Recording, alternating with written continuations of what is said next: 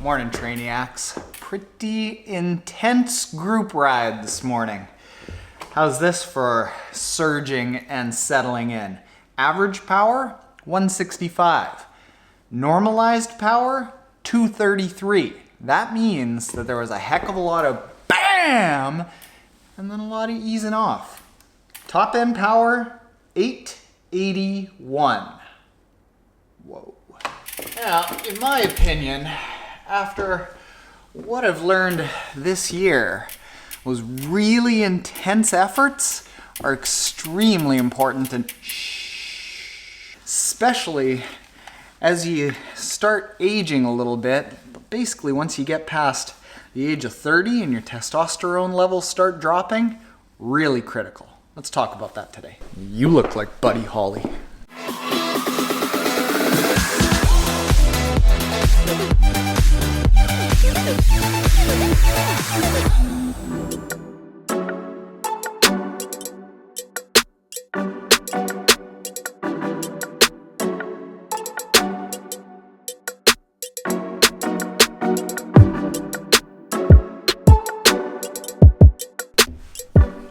Alright, so that work day is all done. Let's get into the goods here, shall we? So as you start aging, and this doesn't mean as you're like 70, basically from the time we're 30 onward, and it only gets worse, we start battling a few primary challenges that make it tough for us as athletes to perform at our best. And these are, in no particular order, loss of bone density, a lowering in our hormones, particularly testosterone. That then results in weight gain. We then have a lot of imbalances from a lifetime accumulation of typically sitting at a desk. We're also not as fast as we were when we were young, and we can't recover nearly as well. So with that said, there are 5 changes that I would be making to the typical triathlon training program of just build your engine, build your engine, build your engine, build your engine, which results in about 65% of triathletes getting injured every single year, because I think that a lot of those programs are designed with pros basing the science on, and then it's trying to apply it to age groupers. And it can't quite do that. So everyone gets injured, everyone gets sick, everyone underperforms, but these 5 things will help combat that. Number 1, strength training. As you get older, it becomes incredibly important to start throwing some heavy weights around and not just go out doing swim, bike, run all the time.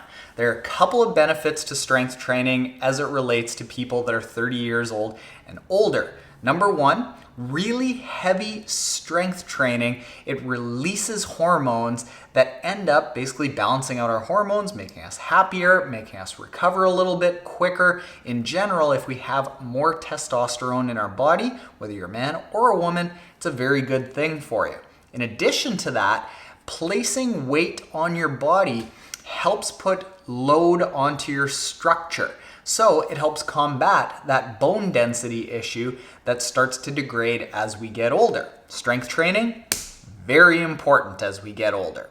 Related to that is really, really intense training, like eyes popping out of your socket intensity, really short bursts of anywhere from 5 to 30 seconds.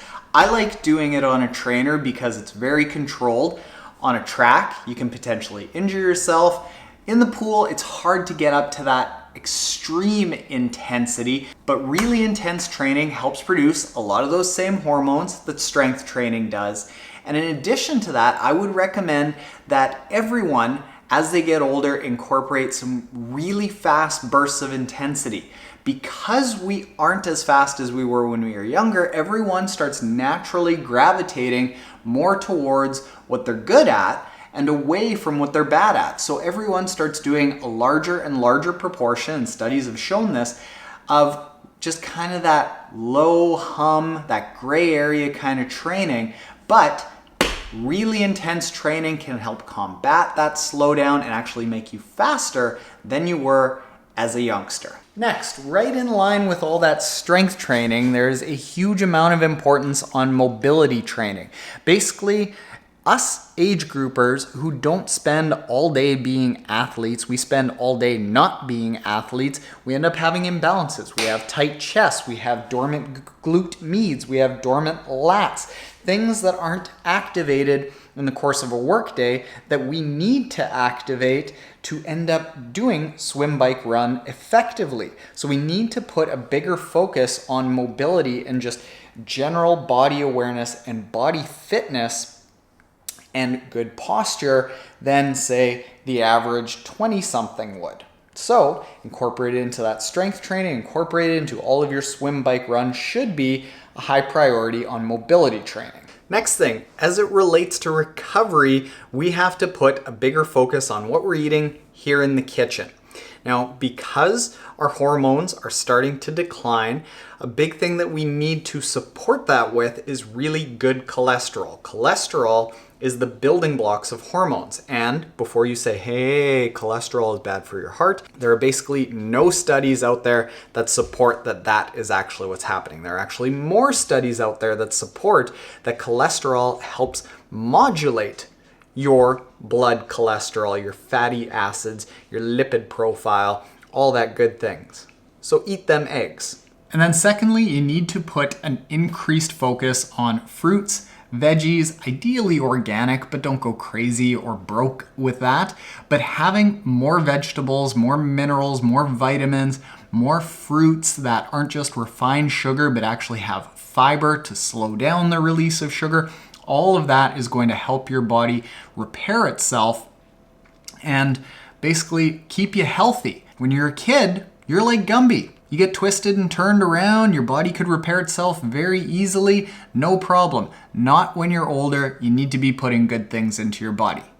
Last thing, when it comes to running as we get older, because we are more prone to injury, you have to be really, really careful with running.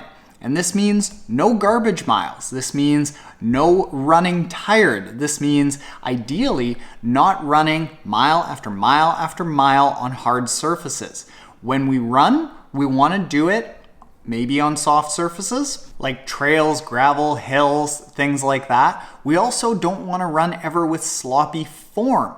So that means when we go and do a quality track workout or a hill workout, we can't allow ourselves to be doing that when we're tired from a workout before. And ideally, if you are really smart, what you're doing is you are actually dialing back a lot of the run volume and you're making up for that with supporting things like building your top end aerobic base with swim workouts, or using strength training to build your running muscles and your durability on the run without actually going and pounding out a bunch of miles. We can build our run without running and still stay safe and injury-free and not be part of that 65% of athletes out there that get injured every year. So now with that all said, these are the premises that I am building the training platform around, because I am a firm believer that a lot of the methodologies that have been used to coach age group athletes are really just scaled down versions of what